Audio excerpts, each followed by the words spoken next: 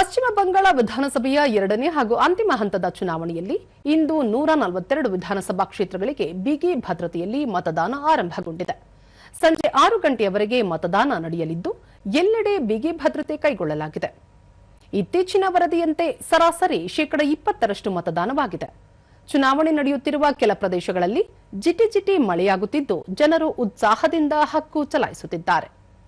220 ಮಹಿಳೆಯರು ಸೇರಿದಂತೆ 1448 ಅಭ್ಯರ್ಥಿಗಳು ಚುನಾವಣಾ ಕಣದಲ್ಲಿದ್ದಾರೆ. ಮತದಾನ ನಡೆಯುತ್ತಿರುವ ಎಲ್ಲ ಮತಗಟ್ಟೆಗಳಲ್ಲಿ ವೆಬ್ಕಾಸ್ಟಿಂಗ್ ವ್ಯವಸ್ಥೆ ಮಾಡಲಾಗಿದೆ. ಏಪ್ರಿಲ್ 23ರಂದು 152 ಕ್ಷೇತ್ರಗಳಿಗೆ ನಡೆದ ಮೊದಲ ಹಂತದ ಚುನಾವಣೆಯಲ್ಲಿ ದಾಖಲೆಯ ಮತದಾನವಾಗಿತ್ತು. ಪಶ್ಚಿಮ ಬಂಗಾಳದ ಜೊತೆಗೆ ತಮಿಳುನಾಡು, ಕೇರಳ, ಅಸ್ಸಾಂ ಹಾಗೂ ಪುದುಚೇರಿ ವಿಧಾನಸಭಾ ಕ್ಷೇತ್ರಗಳಿಗೆ ಈಗಾಗಲೇ ನಡೆದಿರುವ ಮತದಾನದ ಮತ ಎಣಿಕೆ ಮೇ 4ರಂದು ನಡೆಯಲಿದೆ.